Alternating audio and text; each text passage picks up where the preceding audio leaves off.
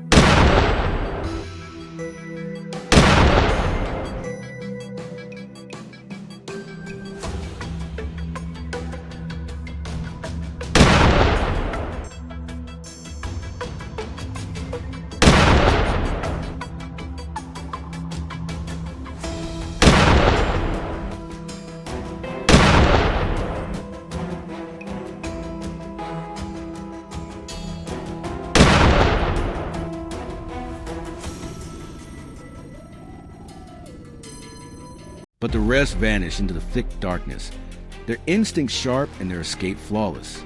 I realized then that these creatures were not just pests.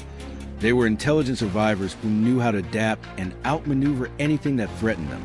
But tonight, that would change. Using GPS trackers and thermoscopes, we began our pursuit.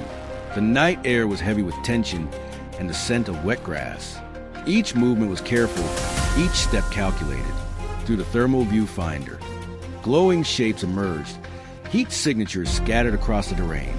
Every boar was distinct, its outline pulsing against the cold landscape. I adjusted my aim, exhaled slowly, and fired again. The sounder fell one by one until the field fell silent. The night regained its stillness, the kind that carried both relief and dread. But the hunt wasn't over. Around 10 p.m., more signals came in from the West Ridge. The wild boars were regrouping, moving closer to the village once again. We advanced quietly, using the darkness as our cover. The forest seemed alive with whispers, the crunch of leaves, the distant hoot of an owl, and the faint rumble of something large moving through the brush. My senses sharpened. My finger hovered on the trigger. Then movement. I caught sight of a massive hog breaking away from the group.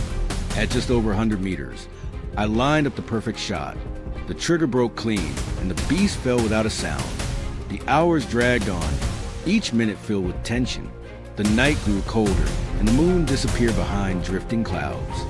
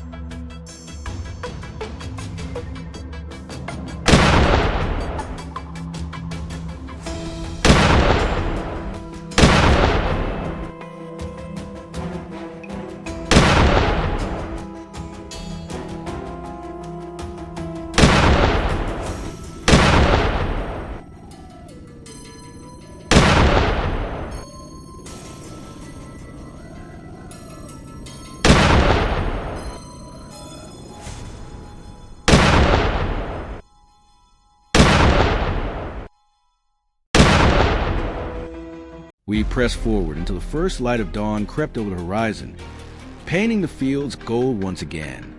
The aftermath of the battle lay before us. Tracks, bodies, and silence. But it was a silence of victory, of relief. For the first time in weeks, the fields were safe. Across the country, similar battles were unfolding. In Oklahoma, hunters tracked herds deep into the forest, guided by hounds and sheer instinct. A single bark would shatter the quiet before a gunshot ended another marauder's rampage. In Missouri, hunters faced monstrous boars that charged like freight trains through the undergrowth. One team cornered a beast weighing nearly 450 pounds, its tusks long, its eyes burning with wild fury. The confrontation ended in seconds. Precision shots brought it down just before it could break through the line. The tension, the coordination, the skill, it all came together in a moment of perfect execution. Far across the Atlantic, in the rolling countryside of France, hunters face their own war. Each year, wild boars destroy over 3,000 hectares of farmland, forcing entire villages to defend themselves. At dawn, a hunting team set out, following fresh tracks through the morning mist. Hours of pursuit ended in a flash.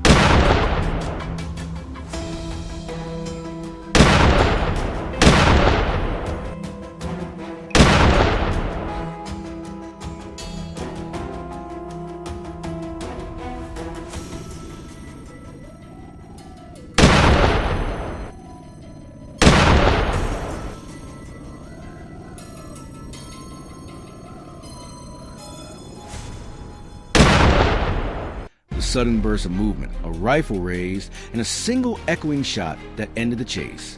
The valley fell silent once more, another victory earned through precision and patience. Everywhere, it was the same story. Humans standing between the land they love and the relentless power of nature. It wasn't about sport anymore. It was survival. 5 years had passed since the first time I picked up my rifle to protect this land. What began as a single act of defense became a calling. Every trip into the wilderness was a test of endurance, skill, and spirit. The forest changed, but so did we. Each mission taught us respect for the balance of life, for the beasts we faced, and for the fragile peace we struggled to maintain. That morning, as the sun rose once again over the fields of Texas, I stood in silence. The golden light washed over the land, glinting off the dewy rice stalks that swayed gently in the breeze. The memories of my grandmother's laughter echoed faintly in my mind. She had always said this land was alive, that it breathed through the crops, the trees, and even the soil beneath our feet. Now I understood. Protecting it wasn't just duty, it was legacy. In that quiet moment, I lowered my rifle and looked out across the fields. The battle had ended, but the war against destruction would never truly be over. Somewhere beyond the hills, another herd was already on the move, but I was ready, because as long as there are those willing to fight for the peace of this earth, this land will never fall silent again.